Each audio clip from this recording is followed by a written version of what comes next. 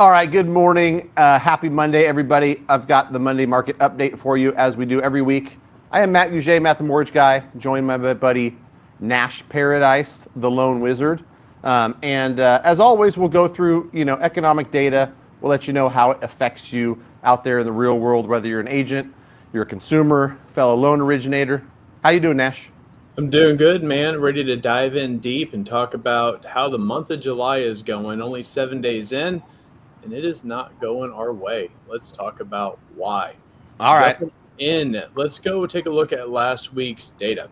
Last week's data can be summed up by one single day. It's the day that I had you circle, and that was Thursday. Thursday was job report day. Non-farm payrolls, it was kind of ugly with the projection at 110,000. We talked about the previous was 139. The adjusted on that was 144, and we ended up coming at 147,000. So a lot of jobs were added, 37,000 more than what was projected. Why it was projected at 110, I couldn't tell you because the non-farm payrolls have been pretty consistent. And what this led to was a drop in the unemployment rate from 4.3% to 4.1%. You may be thinking, Mr. Gucci, that, hey, that's good. More jobs are added. Employment is getting better. And it is good. But what is good for employment is not necessarily good for the bond market.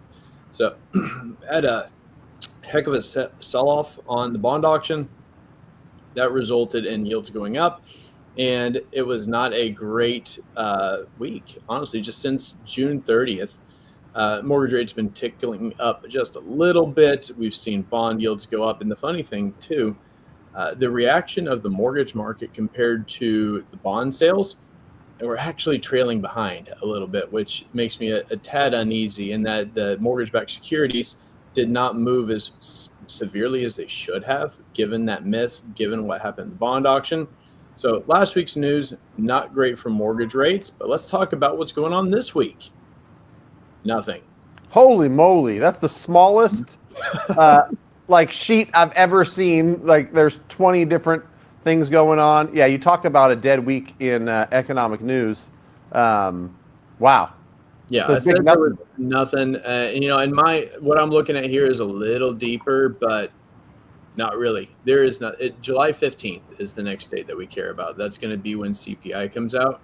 This week really is a dead week. So, we're projecting a continued slide. Honestly, there's more room for the mortgage market to give way. So if you got loans that are priced out, I wouldn't wait for that turnaround. We don't have major news really coming until the 15th. And now that the most recent spending package has been passed, there's not a lot of news that's going to be coming out of the White House either. So it could be a boring, steady week, little ups, little downs. There's a couple of treasury auctions later this week that are probably not going to get a ton of action. All these things spell some negative forecasting for mortgage rates. It's not the news I'd like to share, but that's where we are. Okay, yeah. Well, since you mentioned the spending bill, I thought I might just ask you because I always love and value your opinion. I saw something briefly from Barry Habib, and I've seen stuff that net total on that big beautiful bill should be a good thing for real estate. There's a couple things with tax incentive wise that will be a net benefit to real estate. But what's your thoughts? Do you think it's a big impact at all to real estate, housing, mortgage, any of it? That big beautiful bill that just passed? I think I would summarize it by saying it's a benefit for the homeowner, not necessarily a benefit for real estate. What I mean by that is it's going to benefit individuals, especially at certain price points. You've got more protection on capital gains. You have a much higher, deduction for state and local taxes, SALT, going from 10,000 to 40,000. That's huge for high earners. So people with big property taxes, like here in Texas, are kind of ridiculous, and high income folks, like, that's big, but that's going to typically impact people who already own homes. You don't normally, first time home buy $800,000. Now, granted, California is different, Matt. So don't raise your hand and argue with me. Like, I know it. That's a starter home out there. Starter home for sure. But for the rest of us in the country, it's going to be a positive impact there. Specifically, 1031 exchanges are protected. It's a lot of little things that will have an overall net tax benefit. On the flip side, the amount of spending is significant. We're talking about adding $2 billion. That is not necessarily inflation. Have a negative impact long term on the overall real estate market. Just a nice way to say it's a little too early to tell, but there will be some immediate net benefits. I don't think an increased SALT benefit, making it easier to write off more. I don't think that's going to move the needle for anyone. I think the people that are already in that position are going to benefit, but I don't think it's going to pull anyone off the sidelines, in my opinion. Okay, yeah, good take. I appreciate that. You want to jump into what everybody came for and look at interest rates? Is that what's next on the docket? Should be Fed funds rate. Oh, and if yeah. you remember from last week, and I don't know how good your memory is hanging out in Las Vegas. I saw Caesar's Palace in your coffee cup there. So honestly, I'm just glad you're here at 8:30 West Coast time. We had 3 rate drops forecasted before, and we were looking bam, bam, bam, September, October, and then December. That has tweaked. And there's not a lot of news that has happened in the last week other than that most recent jobs report. And you'd think, well, how could, having a little bit better jobs report make such a severe impact to the projections on the Fed funds rate this year? You got to remember the Fed's got a dual mandate: inflation and employment. Employment is the second part of that, with employment outperforming. Right now, we're looking at one projected move in September. And that one, it was like 95%. Surely we're going to have that by September. And even, with that said, there was some chatter about bumping up to July. July is definitely not moving at this point.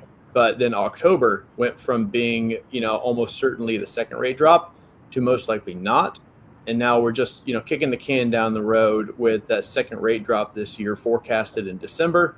But again, last time we met, we were forecasting a third rate drop in December. Now it's only a 10% chance. That's how wild these things can change week over week, just with one single report.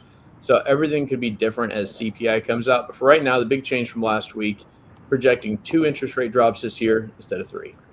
Yeah, like you said, this thing changes so much. That's why it's good to continue to come back and look at it, because, it changes and varies wildly from week to week and month to month. 2 expected, then 3, then 6, then back to 2 and 1, and it'll be interesting to see. I'm actually surprised that Jerome Powell hasn't kind of caved to all the political pressure. Part of me is like, good for him for just sticking to your guns, but I don't know. I'm not enough of an economist to really weigh in on if he's as behind the curve as some people say, where he kind of responds too late. I'll leave that stuff to them, and I'll just continue to give my advice based on what I see, which is still, if you like it, lock it. Monday morning quarterback. I'm not an economist, but I play one on YouTube. And, I've always had the opinion that Powell moves a little too slowly. I think that we could have made another rate drop earlier this year, and we wouldn't have seen a lot of reaction from it. But seeing the jobs report where it is, it does solidify that interest rates hold. Looks like we lost Mr. Nash Paradise. So I'll continue on without him. Hopefully he jumps back in. That was kind of a teaser. That's there he is. I set up that teaser. I don't know why I keep getting kicked out of this thing. It's happened twice now. But all that to say, I think he's a little slow, but he's well supported by the most recent jobs report. So we'll just have to see what the CPI looks like on the 15th and go from there. Let's get into the fun stuff. What everyone cares about, what I alluded to earlier, is interest rates. And now what I said was interest rates have not gone up as much as they should have last week. And that's what we're looking at here. Overnight average currently is 6.75%. Based on the movement in the 10-year Treasury bond last week, we should be closer to about a 6.85, 6.87. But we're not, so that's good. But we are moving the wrong direction. We, looking at this and going back historically a little bit, there's all these ups and downs. We talked last week about how 6.75 has really just kind of been that level that's hard to break past and get much lower than. And we're continuing to experience that. And I don't anticipate much change. We may pop up to the 6.8s, 6.85, even to the upper 6.8s in the next week or so without any major news. That's not going to change anyone's spending habits or their decision making over this amount of time. And so, like I said, my forecast, if you like it, lock it. It could be a negative week, but not for any specific day or economic news. It's likely just to be a gradual slide as we go through the week because there is nothing new coming out. Yeah, I was gonna go off on a little rant here, just kind of like my dealings with the public, what I'm seeing and hearing from home buyers, and what I think of when I see that chart, where we had, it got better throughout June. The past week we had a little bit of a retraction, like you said, with the news last week, but had a conversation with a client that I believe we pre-approved in mid-2023. So it's been 2 years.